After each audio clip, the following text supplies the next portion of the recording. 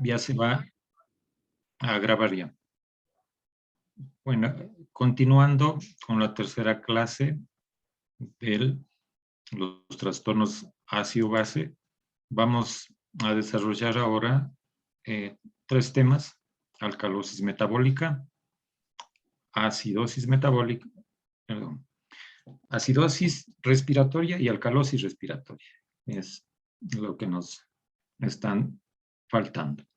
Los objetivos de la clase serán distinguir entre mecanismos generadores y perpetuadores de la alcalosis metabólica, comprender la fisiopatología de los trastornos ácido-base respiratorios, reconocer la clínica de una acidosis frente a una alcalosis respiratoria y ejercitarse en el manejo de paciente a través de la revisión y análisis de los casos que vamos a desarrollar. Pues el contenido de hoy, sobre alcalosis metabólica, revisaremos la fisiopatología, la etiología, las manifestaciones clínicas y el tratamiento en base a casos clínicos. En cuanto a la acidosis respiratoria, veremos etiología, manifestaciones clínicas, tratamiento y resolución de casos. Y finalmente, la alcalosis respiratoria con la fisiopatología, manifestaciones clínicas, tratamiento y también manejo de casos. Empezaremos diciendo, entonces, que la alcalosis metabólica se caracteriza por un aumento del pH debido al incremento del bicarbonato. A los 30 minutos se eleva el pH del líquido cefalorraquídeo, el cual baña el centro respiratorio cerebral. Este deprime su actividad, produciendo hipoventilación, y con eso pues se retiene el CO2. Recordemos que por cada incremento del bicarbonato en un punto, la presión parcial de CO2 aumenta 0.7. Entonces, la alcalosis metabólica se caracteriza por un pH mayor de 7.45, un bicarbonato mayor de 26 y una presión parcial de oxígeno mayor de 45. Entonces, desgraciadamente, no se le da mucho valor clínico a este trastorno, a pesar de que su morbimortalidad es muy alta, hasta de 80% cuando el pH supera el 7.65. Entonces, se mantiene esta alcalosis crónicamente por alteración de los mecanismos renales que sirven para excretar el bicarbonato. Y usualmente en la alcalosis metabólica hay un déficit de cloro, déficit de potasio y contracción del volumen del espacio extracelular. Entonces, estas son las características generales de la alcalosis metabólica. Entonces, la fisiopatología pues juega un papel muy importante el riñón en la regulación de todo el equilibrio ácido-base y principalmente acá en la alcalosis metabólica, que a través de la excreción del amonio, ¿no es cierto? Se une amoníaco, un hidrógeno y se excreta por la orina. Entonces, los llamados ácidos titulables, principalmente sulfatos y fosfatos, también se unen los aniones con los hidrógenos y son excretados por la orina. Entonces, todo el bicarbonato filtrado por el glomérulo es reabsorbido, la mayoría, pues en el túbulo contorneado proximal y luego en la porción gruesa de la rama ascendente de Henle. Y entonces se produce nuevo bicarbonato que reemplazará al que se ha perdido al tamponar los ácidos. De hecho, que la mayoría se absorbe en el túbulo contorneado principal 15% en la porción gruesa de la Sergenle y un 5% en los túbulos colectores al final del nómero. En cuanto a nivel celular, entonces hay células principales y células intercaladas. Esto estamos a nivel del túbulo colector.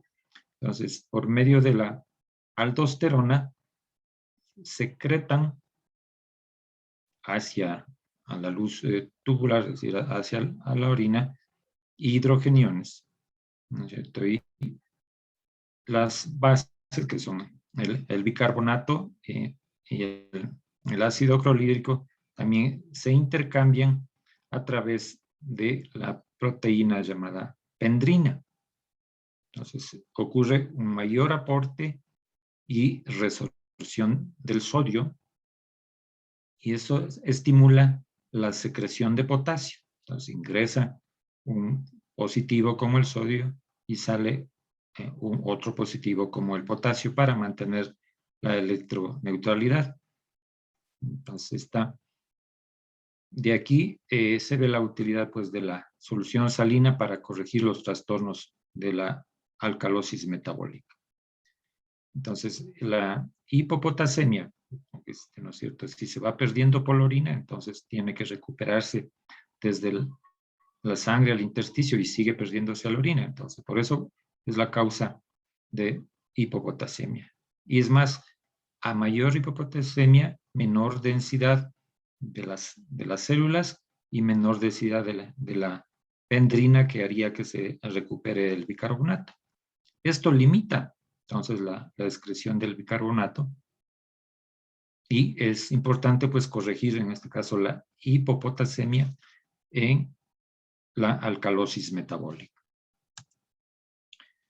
Pues veamos, hay mecanismos, hemos dicho, generadores y mecanismos perpetuadores. Entonces aquí, a nivel digestivo, el vómito, el drenaje nasogástrico, las diarreas perdedoras de cloro. Al nivel del riñón, pues están el uso de diuréticos, el hipercorticismo y el estado de depósito cárnico.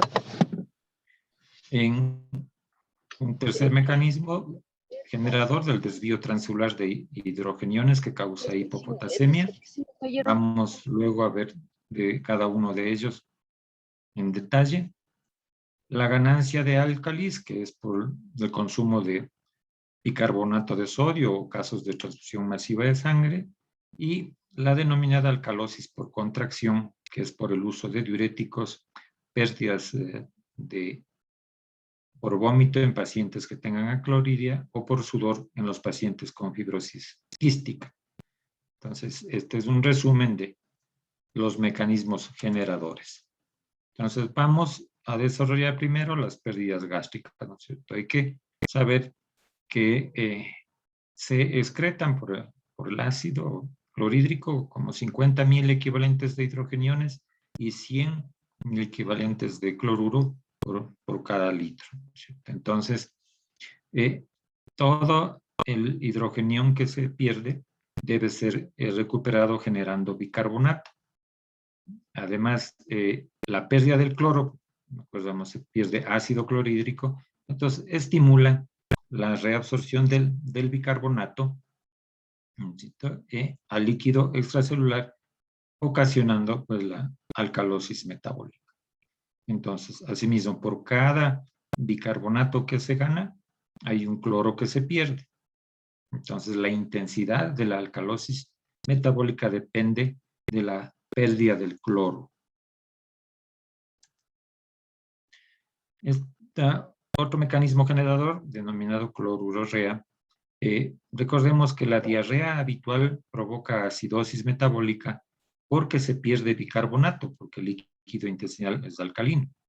Entonces, en estos problemas, como la clorhidrorrea congénita, hay defectos en la reabsorción del cloro y secreción del bicarbonato en el intestino por mutaciones de los transportadores de los electrolitos.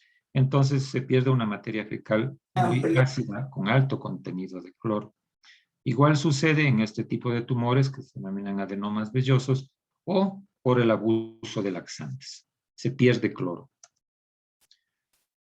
El segundo mecanismo generador hemos dicho que son, que son renales, y en este caso empezamos por los diuréticos, ¿no es cierto? ¿Qué hacen los diuréticos? Pues aumentan las pérdidas de los electrolitos y del agua.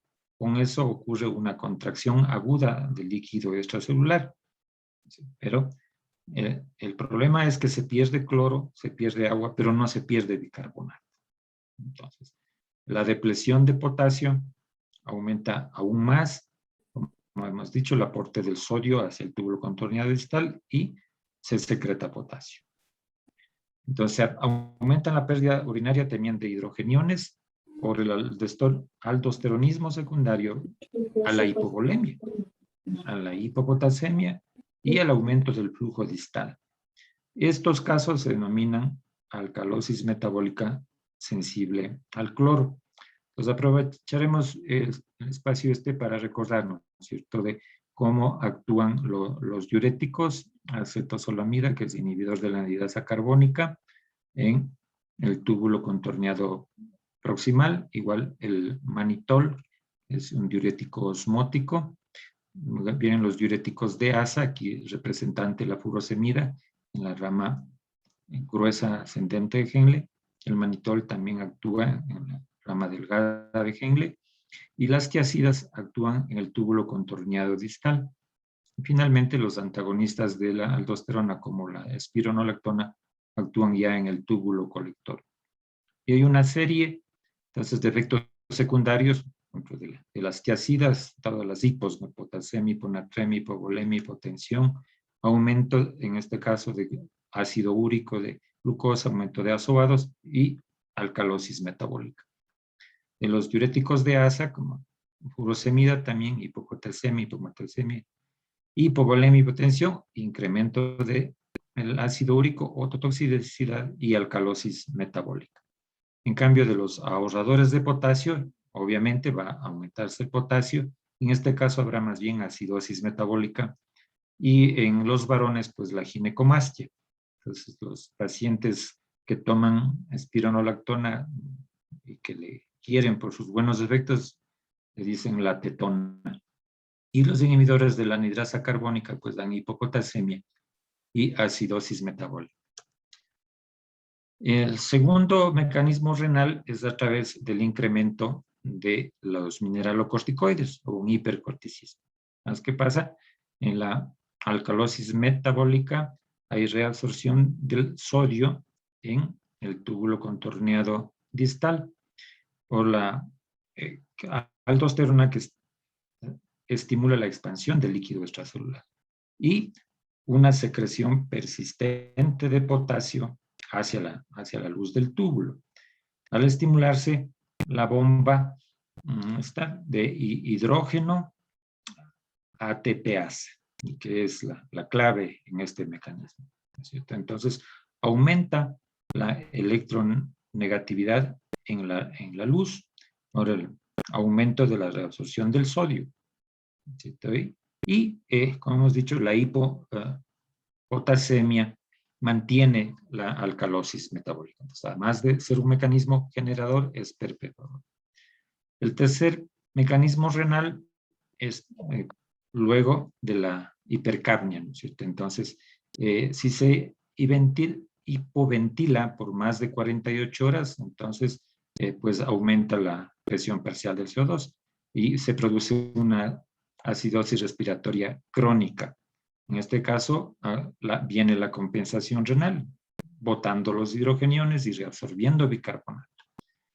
Si con la ventilación asistida se corrige muy rápido el incremento de la CO2, entonces el problema es que persiste elevada la concentración de bicarbonato. Recordemos que el CO2 se mueve muy rápido y el bicarbonato, en cambio, se mueve lento. Eso hace que, entonces, persista la alcalosis metabólica hasta reponer el cloro, ¿cierto? Con volumen, usualmente solución salina, se puede reponer el cloro. Los mecanismos generadores también hemos dicho, el desvío transcelular de hidrogeniones. Ya hemos revisado esto anteriormente, ¿no es cierto? Entonces, ¿qué pasa? desde el intracelular, los hidrogeniones que están en aumento se mueven hacia el extracelular y el potasio, en cambio, ingresa al intracelular. Entonces, este movimiento hará que aumente el pH y se produzca alcalosis metabólica. El cuarto mecanismo es la ganancia de álcalis. Entonces, cuando por administración de bicarbonato de sodio, usualmente en la recuperación del paro cardiorrespiratorio, por transfusiones masivas también que se adquieren como anticoagulantes por los citratos. Y el quinto punto es la contracción del volumen por el uso de diuréticos. Entonces, además de eso, puede verse pérdidas gástricas en pacientes, como hemos dicho, con acloridia, así se pierde, y pérdidas por sudor en los pacientes con fibrosis quística. Aquí recordemos nomás que la alteración está a nivel de los canales de cloro en estos pacientes. Ahora vamos a ver los mecanismos perpetuadores de la alcalosis metabólica. Es decir, hay un exceso de bases o pérdida de hidrogeniones, ¿no es cierto? Estos que son que haya una carga continua de bicarbonato o una pérdida de ácidos, ocurra depleción de cloro en casos de hipopotasemia, el hiperaldosteronismo, la hipovolemia y la disminución de la tasa de filtración glomerular. Vamos a ver de cada uno de ellos la depleción de volumen. Entonces, al perderse volumen, ¿qué es lo que hace el organismo? Aumenta la reabsorción de sodio y de bicarbonato, ¿cierto? Por estímulo, pues, de las bombas, como hemos visto anteriormente. Y la hipovolemia activa el sistema renina, angiotensina y aldosterona, y con esto, pues, aumenta la secreción de hidrogeniones. Si los hidrogeniones salen, aquí sería la célula, salen hacia la luz del túbulo y se reabsorbe el bicarbonato. Entonces, el bicarbonato aumenta en el plasma y se produce la alcalosis metabólica. En cuanto al mecanismo de pérdida de cloro y también por el incremento de la aldosterona. Entonces, hemos dicho que las pérdidas de cloro perpetúan la alcalosis metabólica porque también hay una bomba de cloro y bicarbonato. Es decir, si se reabsorbe el bicarbonato, pero se pierde cloro, ¿no es cierto? Y en el hiperaldosteronismo, entonces hemos hablado de esta bomba de hidrógeno, hidrógeno solo, ATPasa, que también hace que se pierdan los ácidos, diríamos, y se recupera bicarbonato. En cuanto a la hipopotasemia, entonces casi la mayoría de causas de alcalosis metabólica también depletan el potasio, ¿no es cierto? Entonces, al estimular la secreción de los hidrogeniones, se resorbe bicarbonato, como hemos dicho. Salen los hidrogeniones hacia la orina y regresa bicarbonato hacia la sangre. Entonces, este es el intercambio transcelular también. Ocurre entre los hidrogeniones y el potasio. Entonces, sale hidrogenión a la orina y regresa el potasio. Entonces, pon la bomba, potasio, hidrógeno, ATPasa. Y se secretan hidrogeniones, ¿no es cierto? Entonces, en casos de hipopotasemia grave, disminuye también la reabsorción del cloro. Entonces, todos estos influyen en el mantenimiento de la alcalosis metabólica. Los otros mecanismos perpetuadores, pues, son la hipercalcemia, ¿no es cierto? ¿Qué pasa? Aumenta la secreción de hidrogeniones y la reabsorción de bicarbonato. Aquí tenemos el denominado síndrome de leche alcalices por el consumo crónico, ¿no?, de los antiácidos que tengan carbonato de calcio, o también de los pacientes renales crónicos que por necesidad de quelar el fósforo deben tomar dosis más altas de carbonato de calcio. Y la administración de aniones orgánicos, como habíamos dicho, pues sea, bueno, que se ponga lactato acetato, o en las transfusiones masivas de los concentrados globulares tienen citrato como anticoagulante. Entonces, solo por recordar que se aumenta el bicarbonato con 8 paquetes globulares. O sea, ahí recién empieza a incrementarse el bicarbonato. Entonces, veremos cómo se clasifica la alcalosis metabólica como sensible a la solución salina.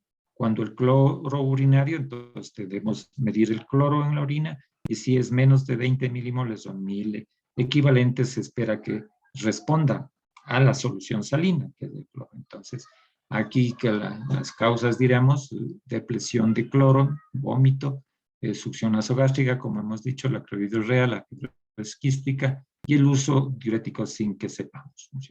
Y los otros casos que se denominan resistentes es cuando el cloro en la orina es mayor de 20 milimoles o miliequivalentes por litro. En estos casos hay dos posibilidades: que esté la presión arterial alta, entonces esto es el hiperaldosteronismo, o que esté la presión baja, y son los síndromes estos raros de Bartter y Gitelman. También hay que descartar aquí el uso actual de diuréticos, una depresión severa de potasio, que se esté administrando álcalis exógenamente, o exista una deficiencia de magnesio.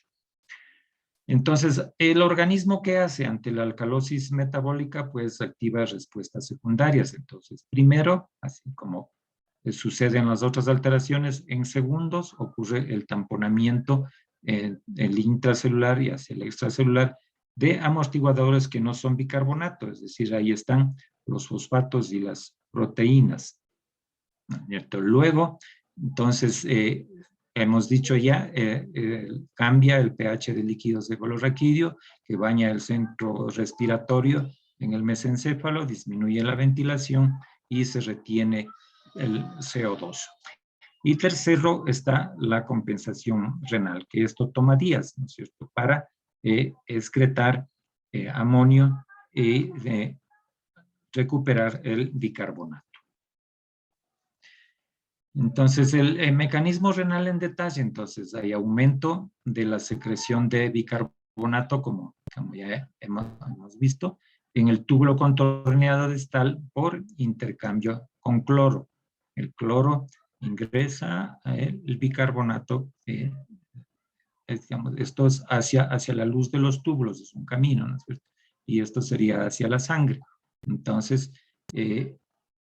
es cloro hacia la orina, bicarbonato hacia la sangre.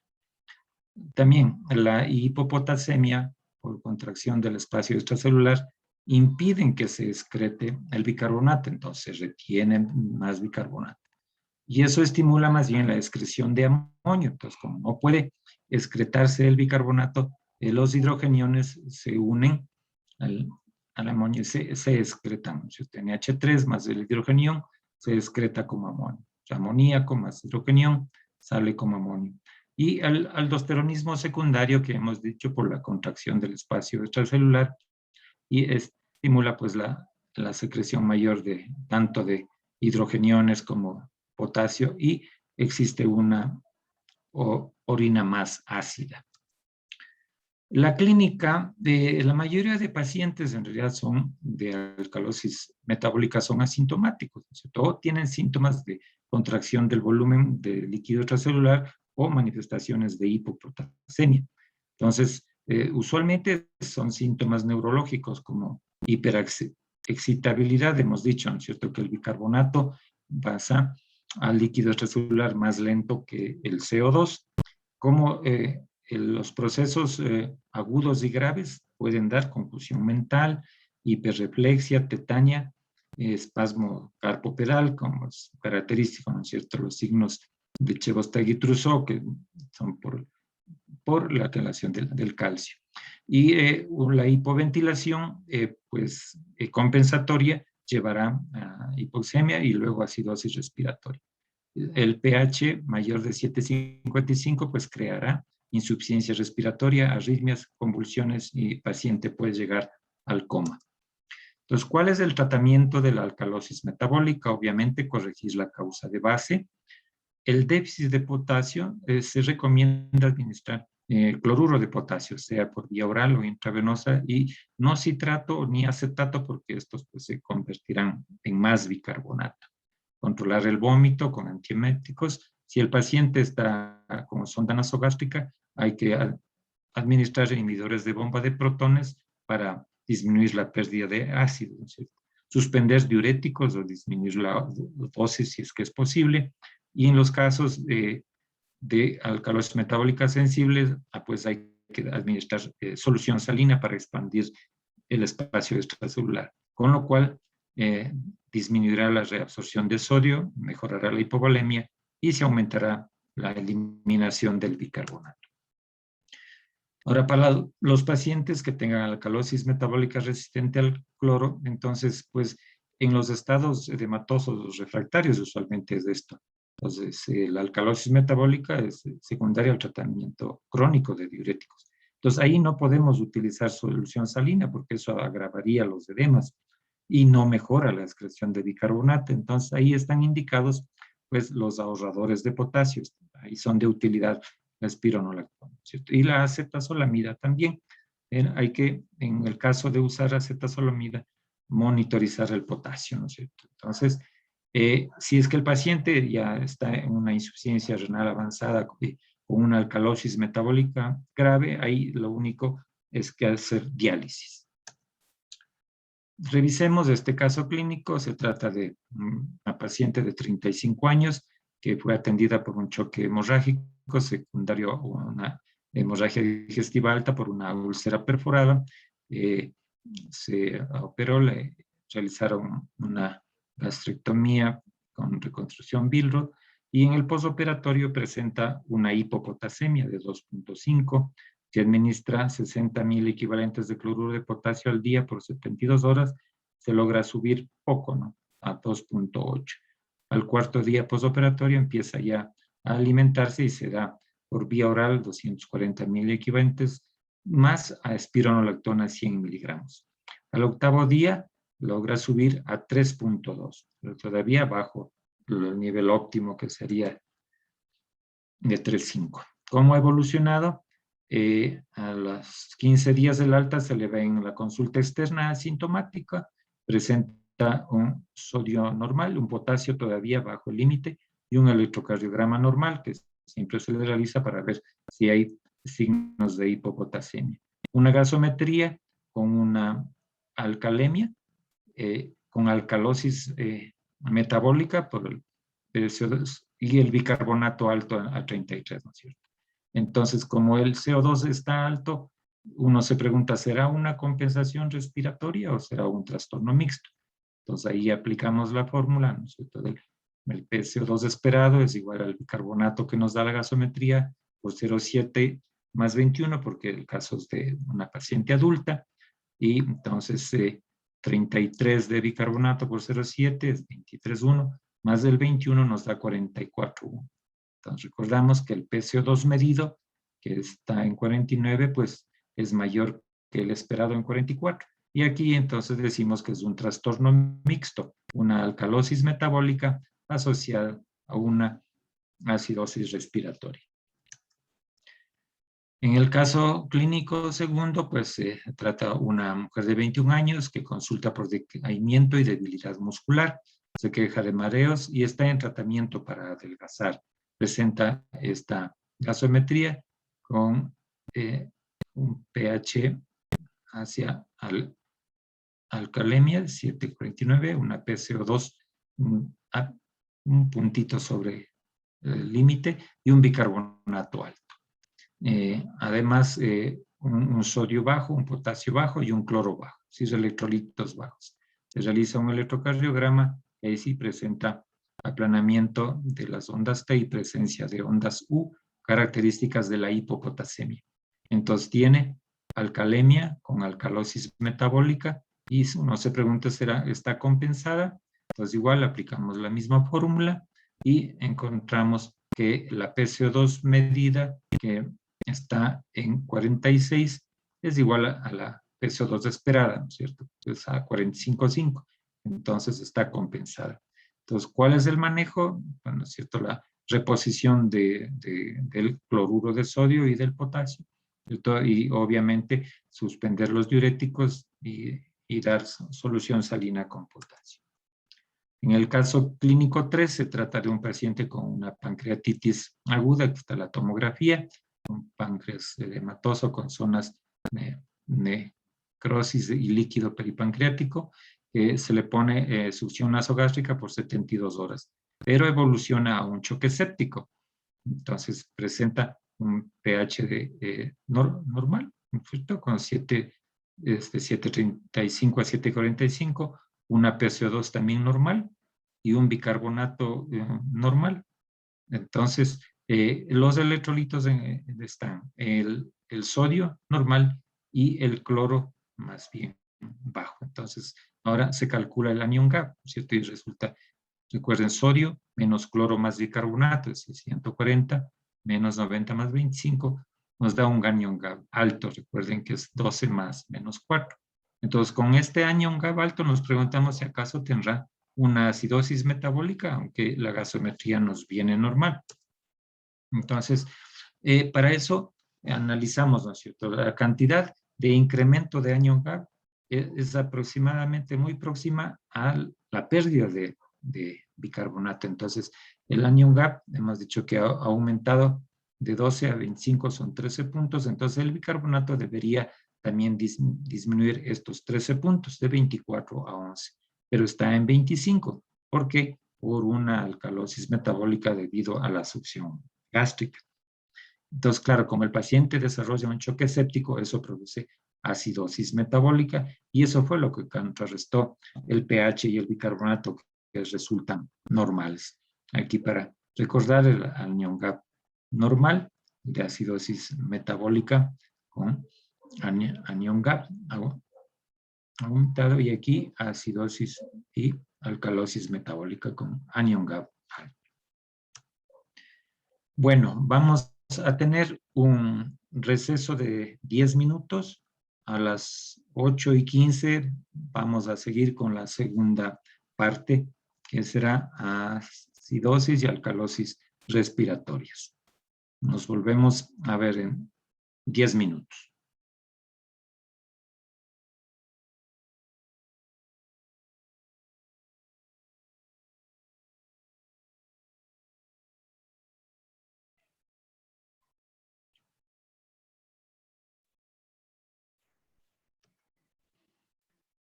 Vamos a revisar ahora lo que es la acidosis respiratoria. Bueno, esto para recordar nomás cómo se puede estudiar y a la vez no ser tan tediosos de estos momentos de teoría, ¿no es cierto? Es decir, cuando la ventilación está deprimida, el CO2 se retiene causando hipercapnia, aumento del ácido carbónico que disminuye el pH menos de 7.35. Entonces, producto de una sobresedación o un trauma cráneoencefálico que afecte el tronco cerebral o inmovilidad o de pronto parálisis de los músculos respiratorios. Entonces, veremos ya en detalle. La acidosis respiratoria pues se produce por un deterioro de la ventilación. Entonces la PCO2 está mayor de 45, el pH menos de 7.35. Cuando es aguda, entonces ocurre un incremento rápido de la presión parcial de CO2 y más bien el cambio del bicarbonato es mínimo, ¿no es cierto? Y una disminución notable del pH. En cambio, cuando el proceso es crónico, hay un aumento ya sostenido de la presión parcial del CO2 y se da tiempo para que ocurra la adaptación renal. Entonces, ahí más bien ya es el cambio del bicarbonato es marcado y más bien el del pH no es tanto. Entonces, ¿cuáles son los mecanismos compensadores que permiten aumentar el bicarbonato? Entonces, en minutos, como hemos dicho, pues ocurre, ¿no es cierto?, de la hipercamia, los protones, es decir, son amortiguados por los buffers que están dentro de las células. Entonces, la relación del bicarbonato con el CO2 y los fosfatos pueden ser de hasta el 60% que son tamponados dentro de la célula. Y en el extracelular, en cambio, está la relación el bicarbonato con el CO2 y a nivel de la superficie del hueso, como hemos visto en la primera clase, de 4 a 6 horas después, entonces los riñones empiezan a eliminar los hidrogeniones que están en exceso y aumentar la producción de bicarbonato, que a través de la producción del amonio se genera bicarbonato. Y este cambio es notario a las 24 horas y máximo de 3 a 5 días.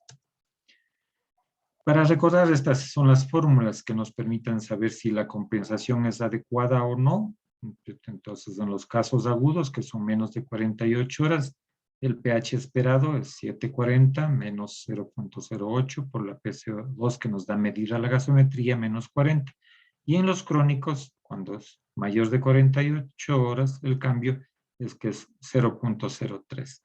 Y entonces, si el pH medido es igual que el pH esperado, estamos ante una acidosis respiratoria compensada, es decir, un trastorno simple, pero si el pH medido es menor que el pH esperado, es una acidosis respiratoria más una acidosis metabólica, un trastorno mixto, y si el pH medido es mayor que el esperado, entonces se trata de una acidosis respiratoria con alcalosis metabólica, también un trastorno mixto.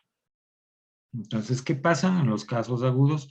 O sea, por deterioro del centro respiratorio, por sobredosis de narcóticos, por una enfermedad pulmonar, lesión del tórax o debilidad de los músculos o incluso una obstrucción de la vía respiratoria, ocurre hipoxemia al respirar aire ambiente.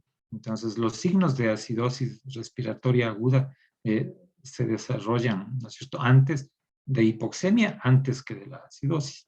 ¿Por qué? Porque el CO2 difunde pues, las membranas alveolares más rápido, 20 veces que el oxígeno. En la acidosis respiratoria crónica, por ejemplo, los pacientes con enfermedad pulmonar obstructiva crónica, entonces hay un incremento persistente de la presión de CO2, lo que estimula la secreción de hidrogeniones por la orina y la reabsorción de bicarbonato. Entonces, la efectividad de estos mecanismos para regresar el pH al valor casi normal es siempre que el oxígeno se encuentre en un tal rango que no supriman el control de los quimiorreceptores que son los que estimulan la respiración. Ya veremos ejemplos de esto.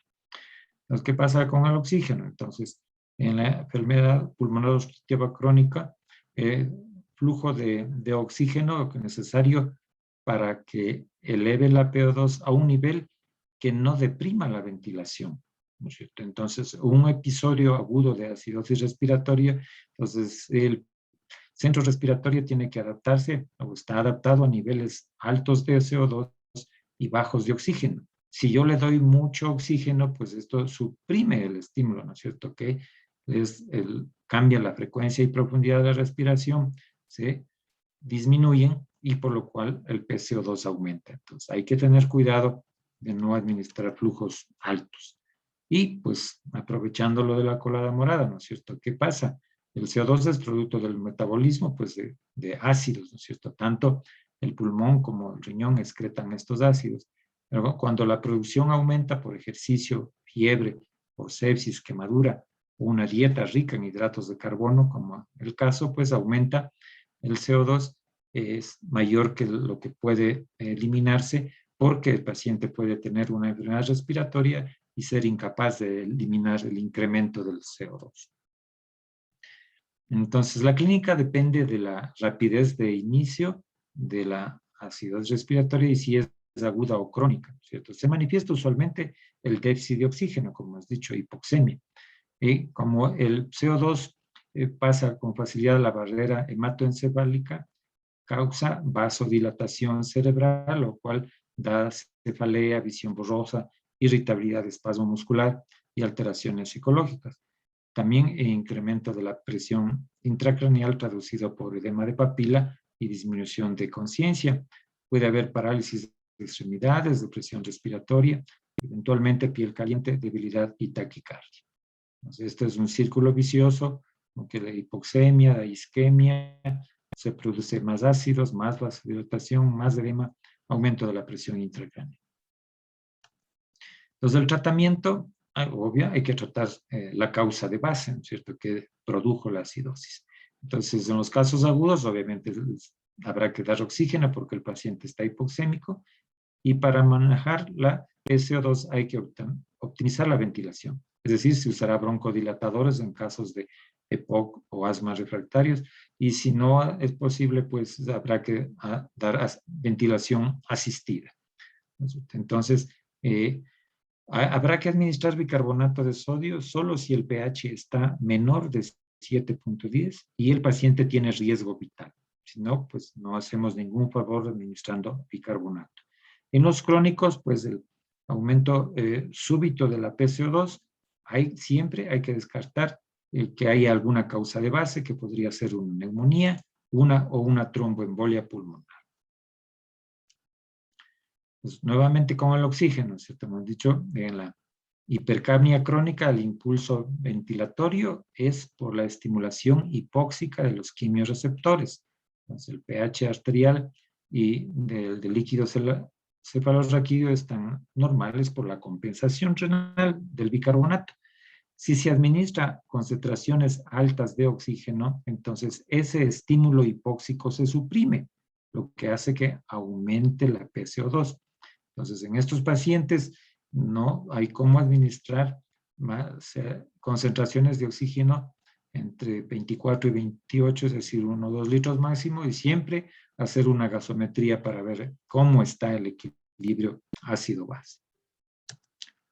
Veamos el caso clínico primero, un varón de 76 años que con antecedentes de enfermedad pulmonar obstructiva crónica, consulta por incremento de la disnea y de la expectoración, se le auscultan roncus y rales basales, presenta una hipoxemia y saturación baja y una acidemia con un pH de 7.34, un incremento de la PCO2 a acidosis respiratoria, y entonces vemos que el bicarbonato está aumentado y nos preguntamos si esta acidosis respiratoria está compensada. Entonces ahí aplicamos la fórmula del pH esperado es igual a 7.40 menos 0.03, porque decimos que es un proceso crónico, ¿no es cierto? Por la PCO2 medida menos 40. Entonces el resultado nos da 0.057, restamos 7.40 menos 0.57, nos da un pH de 7.34. Es decir, el pH medido 7.34 es igual al pH esperado. Entonces se trata de una acidosis respiratoria compensada. En el segundo caso, es un varón de 60 años con antecedente de tabaquismo importante, 2 cajetillas al día. Ya tiene el diagnóstico de enfermedad pulmonar obstructiva crónica, utiliza Seretiva Espiriva, presenta una disnea súbita y con trabajo respiratorio que no mejora con oxígeno ni nebulizaciones, con una presión aceptable, taquicárdico, taquipneico y saturando 100, con una presión inspirada de oxígeno de 40%, es decir, con 5 litros. Está consciente, con ruidos hipofonéticos, se aprecia tiraje y utiliza músculos accesorios. Entonces, presenta esta gasometría a acidemia por el pH de 7.12, acidosis respiratoria con una PCO2 muy alta en 72, y el bicarbonato más bien normal. Entonces preguntamos si será eso una compensación.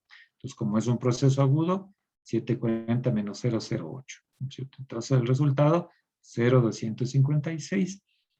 Restamos 740 menos 0.256, nos da un pH esperado de 7.14. Entonces el pH medido, que está en 7.12, es menor que el pH esperado en 7.14, por lo cual se trata de una acidosis respiratoria combinada con una acidosis metabólica. La radiografía en este paciente, entonces, que hay un neumotórax, ¿cierto? Entonces ese fue el motivo de la insuficiencia respiratoria que presenta.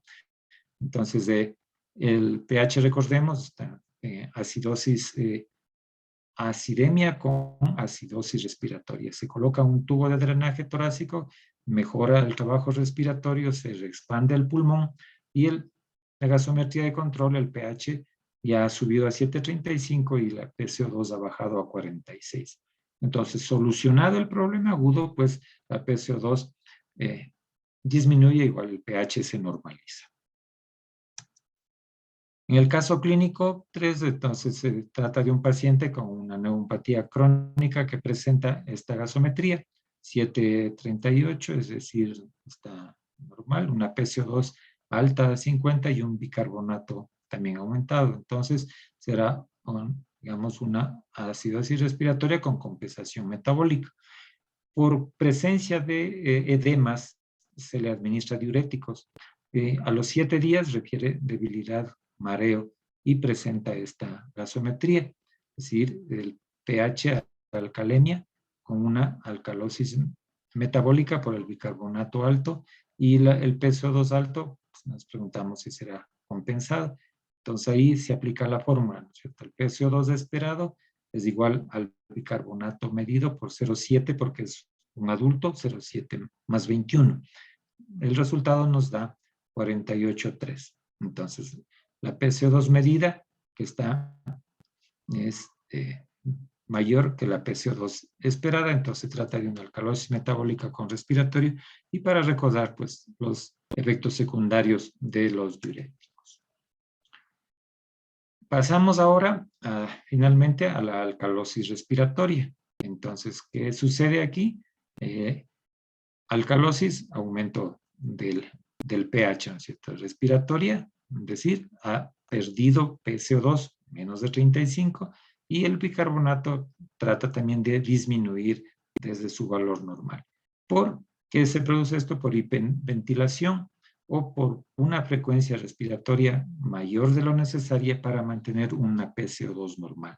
Esto puede ser por estimulación del centro respiratorio del tallo encefálico o de las vías periféricas, y es raro que se deba a una patología respiratoria específica. Entonces, recordemos, dice, empieza a hiperventilarse, se produce alcalosis respiratoria, se va el PCO2 menos de 35, entonces el pH inicialmente aumentado, el PCO2 bajo, no hay cambios hasta que el riñón pueda trabajar y bajar el CO2. Entonces, ¿cuál es la fisiopatología? El metabolismo produce unos 15.000 miliequivalentes al día de CO2 que se eliminan por los pulmones. Entonces, si la ventilación alveolar aumenta, la PCO2 va a disminuir y el pH va a aumentar. Pues, inmediatamente se liberan los buffers plasmáticos que van los hidrogeniones se tamponan con el bicarbonato, lo cual hace que disminuya la concentración de bicarbonato. En 2 horas los riñones empiezan a trabajar eliminando el bicarbonato, ¿cierto? El efecto máximo se ve entre las 24 y 36 horas y se compensa de 3 a 5 días. Entonces, ¿cuál es la etiología? Ventilación asistida. Si la frecuencia respiratoria y el volumen corriente eliminan más PCO2 de lo que se produce, del necesario para mantener una hiperventilación, que usualmente lo que se trata es de que se mantengan concentraciones buenas de oxígeno, pero si se hiperventila, pues disminuye la CO2 y se produce alcalosis respiratoria. También hay que recordar que la alcalosis respiratoria es una terapia. Cuando el paciente tiene hipertensión intracraneal, entonces se le pone en ventilación y se le produce, digamos, una alcalosis respiratoria. A propósito, porque eso baja la presión intracraneal. Entonces, también enfermedades crónicas, ¿no es cierto? Estados de ansiedad, pánico, el dolor, la fiebre, la sepsis, la encefalitis, el uso de salicilatos, como ya hemos visto, pacientes críticos que tengan tromboembolia pulmonar o insuficiencia cardíaca. Entonces, eso estimula el centro respiratorio y se pierde la PCO2. Luego tenemos también la hipocapnia del tercer trimestre del embarazo. Esto pues por un efecto fisiológico, ¿no es cierto? Se reduce la capacidad pulmonar por el incremento del abdomen. Y también en las grandes alturas, que pasa por la disminución de la concentración de oxígeno, se hiperventila. Y al hiperventilar, entonces se bota el CO2 y el riñón que hace, pues, eliminar bicarbonato para tratar de compensar. ¿Cuál es la clínica? Existe una hiperactividad del sistema nervioso central, se hiperexcita, ¿no es cierto? Disminuye el flujo sanguíneo cerebral, hemos dicho. ¿Qué es lo que pasa? Hay un aumento del enlace proteico del calcio del líquido extracelular, entonces disminuye en los iones calcio y eso aumenta la excitabilidad neuromuscular. Entonces, además, la reducción del CO2 produce vasoconstricción cerebral. De aquí es la utilidad de la ventilación asistida en la hipertensión intracraneal. Siempre recordemos que el CO2 cruza la barrera hematoencefálica muy rápido respecto también al bicarbonato, y eso da pues origen a mareos, parestesias, dedos, transpiración, palpitaciones tetania. Si hemos visto el Chevostex, igual que puede producirse Trousseau, convulsiones e incluso hiperventilación y episodios de hiperventilación y episodios de apnea por la alteración del funcionamiento del centro respiratorio. Entonces, ¿cuál es el tratamiento? Corregir la causa. Entonces, si hay hipoxemia, habrá que administrar oxígeno, siempre ajustando los parámetros de la ventilación asistida. Si el paciente hiperventila, pues hay que tranquilizarle y pedirle que respire en una bolsa de papel para recuperar su CO2 durante los ataques usualmente de pánico, ¿no es cierto? Y dar atención pues al estrés psicológico que ha originado el problema. Vamos a revisar el caso clínico número 1, pues es un varón de 53 años con antecedentes de alcoholismo, se queja de 2 días de dolor en punta de costado derecho, esta presión, frecuencia cardíaca, taquipneico y saturando bajo. Se le ve murmullo vesicular disminuido y matidez en la base derecha, y con esta gasometría, un pH alto de alcalemia, una PCO2 baja de alcalosis respiratoria y un bicarbonato en el límite, diríamos, menor.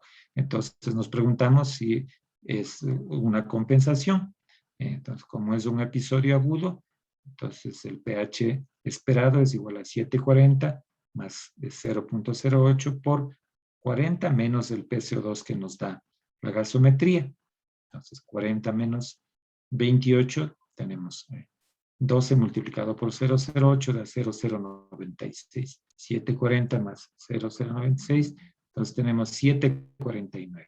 Entonces, el pH medido 748 es menor que el pH esperado 749, entonces es un trastorno mixto. Además de la alcalosis respiratoria, tenemos una acidosis metabólica. Entonces, probablemente por la patología que implica el derrame pleural probablemente sea infeccioso. En este caso clínico, se trata de un varón de 55 años con antecedentes de hipertensión y enfermedad pulmonar obstructiva crónica, que refiere incremento de la disnea de hace 3 días, con una presión adecuada, latidos normales, pero taquipneico. La gasometría revela un pH 749 que da alcanemia, una PCO2 baja, que sería alcalosis respiratoria, y un bicarbonato también bajo. Entonces se pregunta uno, ¿estará compensado? Y aplicamos el pH esperado, es igual a 740 más, en este caso como es crónico, más de 48 horas, 003, ¿cierto? Por 40 menos la PCO2 medida, 40 menos 26, 14, el resultado da 0,042. Entonces, 740 más 0,042, 744. El pH medido de 749 es mayor al pH esperado de 744 y también, entonces, en este caso, a más de la alcalosis respiratoria, hay una alcalosis metabólica. Es aquí la imagen pues, de una fibrosis pulmonar. En cuanto a las referencias, pues tienen prácticamente las que hemos dado al inicio, ¿no es cierto?, del equilibrio ácido-base, los trastornos hidroelectrolíticos. Esto, como hemos dicho, les enviaremos los links de estos y las lecturas recomendadas también como de la clase anterior, entonces de la nefrología al día para el metabolismo ácido-base y de las gasometrías en 3 pasos que habíamos anticipado. Es un concepto diferente, pero que es necesario conocer. Les agradezco por la atención y estoy a la espera de las preguntas que tengan respecto a los temas que hemos tratado hoy. Muchas gracias, doctor Cisneros. Bueno, las preguntas pueden hacerlas aquí directamente o en el chat y las procedemos a leer.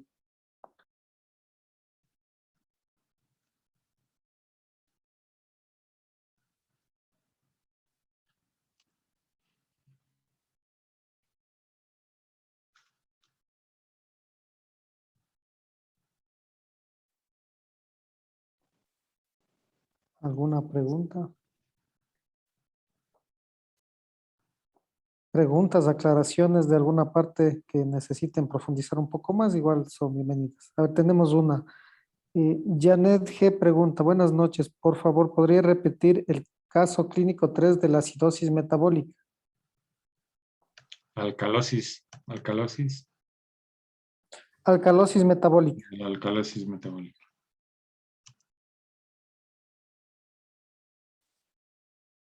Vamos a verla.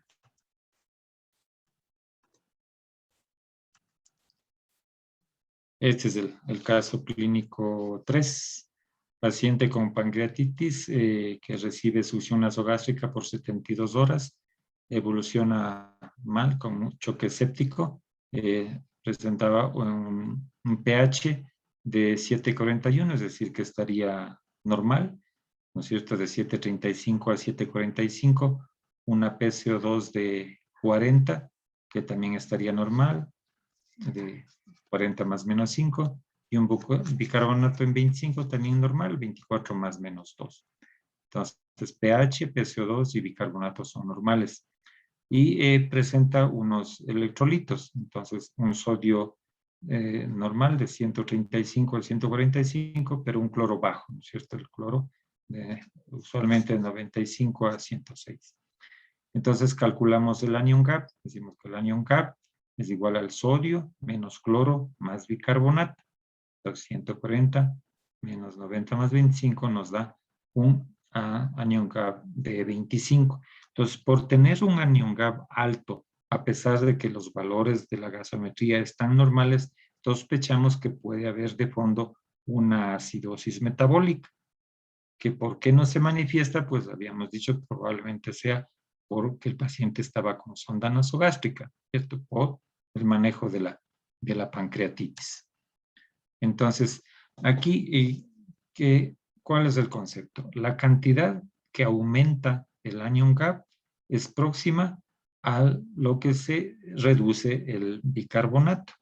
Entonces, hemos dicho que el anion gap de 12, que se considera normal, ha subido hasta 25, es decir, ha subido 13 puntos. Y el bicarbonato, entonces, de sus 24 normal, debería también reducirse 13 puntos, es decir, de 24 bajaría a 11. Pero ¿qué ha pasado? El bicarbonato está en 25. ¿Por qué? Porque hemos dicho por la alcalosis metabólica debido a la succión gástrica que pierde ácido clorhídrico y el riñón genera bicarbonato. Entonces, ¿cómo sería? El choque séptico es el que origina la acidosis metabólica, ¿cierto? Pero se contrarrestó porque el cambio del pH del bicarbonato por las pérdidas del ácido clorhídrico y la generación de bicarbonato por el riñón. Entonces, aquí presentamos el anion gap, ¿no es cierto? Normalmente, sodio menos cloro más bicarbonato, la diferencia es el anion gap.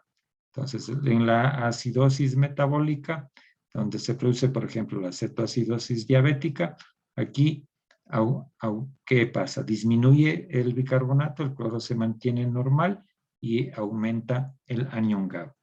Y en estos casos de acidosis metabólica y alcalosis metabólica, el cloro baja, ¿cierto? El bicarbonato, entonces, que puede más bien aumenta, ¿no es cierto? Porque aquí está en verde y el anion gap también aumenta. Aquí era el detalle de este es lo que han pedido la revisión del caso clínico 3. Otra pregunta de Mafer Vanegas. Dice, buenas noches. ¿Podría repetir sobre el tema de generadores de la alcalosis metabólica? Con todo gusto. Vamos a ver los mecanismos generadores. Entonces, ahí estos 4 son los mecanismos generadores, ¿no es cierto? A nivel del sistema digestivo, a nivel renal, el desvío transcelular de hidrogeniones, la ganancia de álcalis y, digamos, también las por contracción que se llama, que es un tipo especial de alcalosis. Entonces, primero las pérdidas gástricas. Entonces, hemos dicho que del ácido clorhídrico, la concentración hay unos 50 mil equivalentes de hidrógeno y unos 100 mil equivalentes de cloro por cada litro de ácido. Y por cada hidrogenión que se pierde por el vómito, se genera un bicarbonato. Entonces, la pérdida de cloro está, digamos, por vómito o por succión nasogástrica, estimula la reabsorción de bicarbonato. Entonces, del líquido, el bicarbonato sale al líquido extracelular y eso es lo que produce la alcalosis metabólica. Por cada bicarbonato que se gana, hay un cloro que se pierde. Y la intensidad de la alcalosis metabólica, entonces, depende de la pérdida de los cloros. Siguiendo con las pérdidas digestivas, recordamos que la diarrea habitual provoca acidosis metabólica porque el líquido intestinal es alcalino, es decir, se pierde bicarbonato. Entonces, hay estas enfermedades, esta que se llama clorhidrorrea congénita, por defectos en la reabsorción del cloro y secreción de bicarbonato a nivel de la mucosa intestinal por mutaciones de los transportadores de electrolitos, hace que se pierda una materia fecal muy ácida con alto contenido de cloro. Igual sucede en los tumores estos que se llaman adenomas vellosos y por el abuso de laxantes, ¿no? Que hace que se pierda cloro. En cuanto a los mecanismos generadores renales, tenemos primero el uso de diuréticos. Hemos dicho que aumentan las pérdidas de los electrolitos y del agua, ¿no es cierto? Con lo cual crean una contracción aguda del líquido extracelular. Y además se pierde cloro, agua, pero no se pierde bicarbonato. Por eso aumenta el bicarbonato en la sangre. Además, la depleción de potasio aumenta el aporte del sodio al túbulo distal, lo que hace que se secrete potasio. Aumentan las pérdidas urinarias de hidrogeniones por el aldosteronismo secundario a la hipovolemia. Además de eso hay hipopotasemia, aumenta el flujo distal y estos casos se llaman de alcalosis metabólicas sensibles al cloro, porque mejoran administrando volumen con cloruro de sodio. De los mecanismos renales tenemos el incremento de los mineralocorticoides. Entonces, la alcalosis metabólica por reabsorción del sodio en el túbulo contorneado distal. Aquí es el gráfico de que aquí estamos en la luz y aquí pasa a la sangre. Entonces, se reabsorbe el sodio desde la luz, porque la aldosterona causa entonces expansión del líquido extracelular. Y hay una secreción persistente de potasio. Entonces se estimula esta bomba, que es la hidrógeno ATPasa, lo cual hace que a la luz salgan los bicarbonatos que dan más electronegatividad, ¿cierto? Y se aumenta la reabsorción de sodio. Además, como se sigue perdiendo el potasio, esta hipopotasemia, además de ser un mecanismo generador, es un perpetuador de la alcalosis metabólica. Seguimos con los renales en la post hipercápnica. ¿Qué pasa? Si se ventila, hipoventila más de 48 horas, entonces aumenta la PCO2, causando una acidosis respiratoria crónica. ¿Qué hace el riñón? Aumenta la secreción de hidrogeniones, resorbe bicarbonato. Pero si se usa ventilación asistida, eso corrige rápido el incremento del CO2, pero persiste elevado el bicarbonato, ¿no es cierto?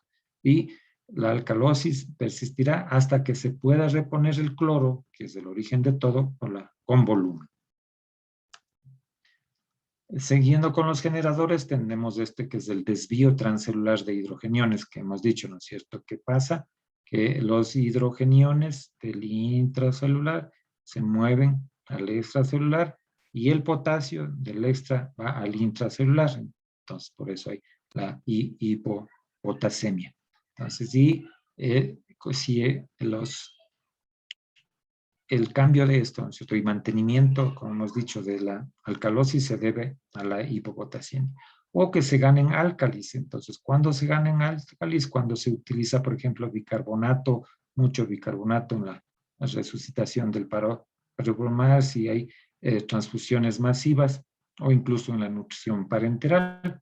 Y por último está lo que se llama la alcalosis por contracción de volumen, que suele ser por el uso de diuréticos, ¿no es cierto? Por las pérdidas gástricas en pacientes que tengan acloridia o por las pérdidas de sudor en los pacientes con fibrosis quística. Entonces, esos que hemos visto son los mecanismos generadores.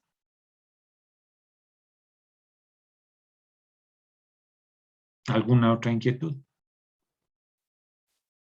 En el chat ya no hay más preguntas. No sé si alguien tiene alguna otra duda, alguna aclaración. Bueno, parece que no. Entonces, no sé si se despide, doctor, y les indica tal vez un poco para mañana el taller. Vamos a dar las indicaciones para el día de mañana. Tenemos el taller, que igual tendremos de 7 de la noche en adelante. El taller consiste en un manejo de ejercicios que vamos a hacer con ustedes. Entonces, recuerden las fórmulas. En la primera clase se les presentó en una diapositiva en conjunto todas las fórmulas que hay para hacer los cálculos de las compensaciones. Con eso vamos a trabajar mañana. Entonces, se les presentará los resultados de gasometrías asociadas con datos clínicos. Se les dará un tiempo para que respondan y revisaremos las respuestas. Eso haremos durante los primeros 45 minutos. Después de la pausa activa, el sistema va a cambiar. Se van a presentar preguntas de opción múltiple respecto a todos los temas que hemos estado viendo. Y entonces ahí ustedes van a responder y van a tener tiempo para responder. Son todas de opción múltiple con una sola respuesta verdadera. Y veremos cómo responden, ¿no es cierto? Entonces eso analizaremos igual cuáles son las respuestas. Entonces, de la participación de mañana, diríamos, es la mitad de la evaluación. La otra mitad de la evaluación se dará al final del curso con las preguntas que van a ser preparadas. Entonces, es importante su participación el día de mañana. Cualquier duda o aclaración al respecto, con todo gusto.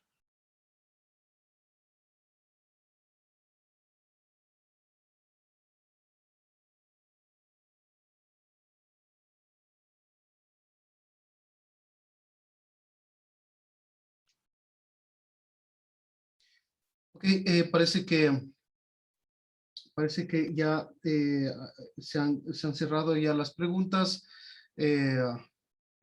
Ahí hay una, dice, ¿podría explicar nuevamente el caso clínico de la alcalosis respiratoria? Ya. El caso 1. Mientras el doctor la busca, ahí hay una pregunta sobre el trabajo del día de mañana que nos comentó el doctor.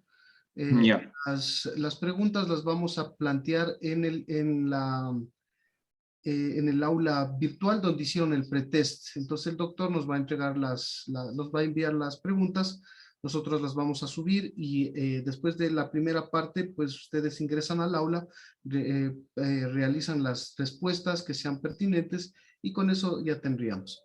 Eso como indicación, ya, Doc.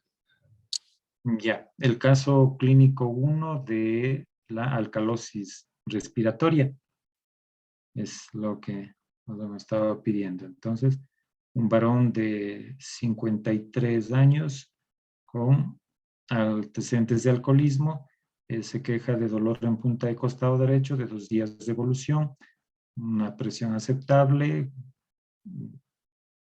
68 latidos por minuto, taquipneico a 30 respiraciones por minuto y saturando 88%.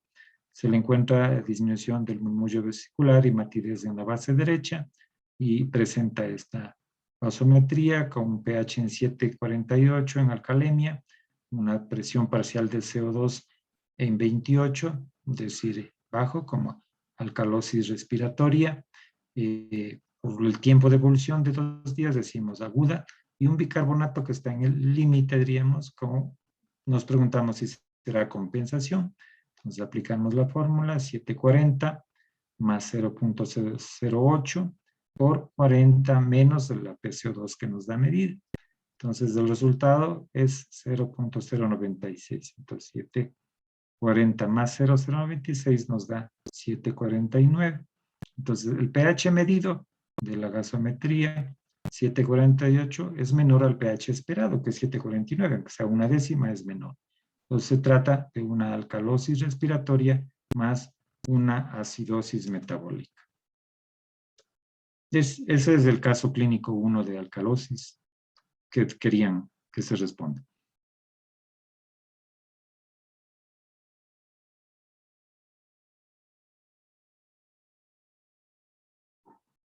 A ver, hay otra pregunta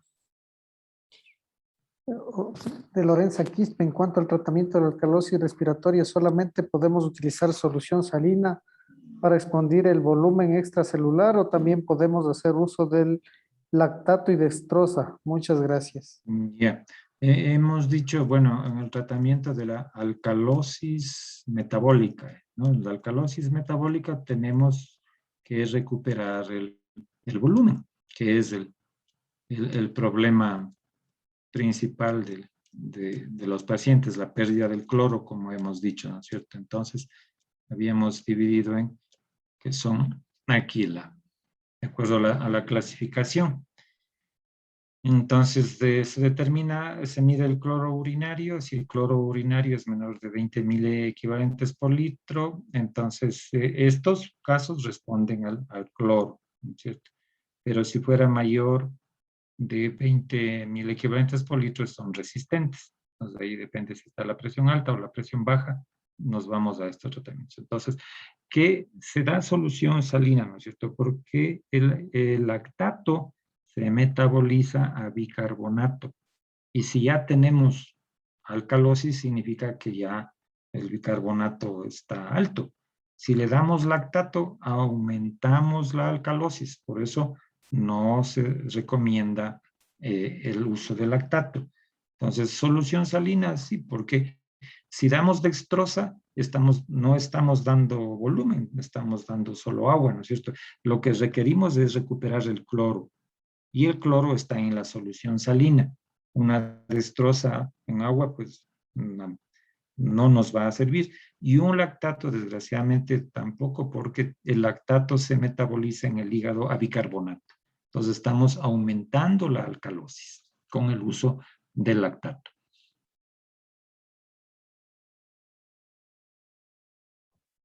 Listo, doctor. Muchas gracias. Listo. Parece que no hay más preguntas.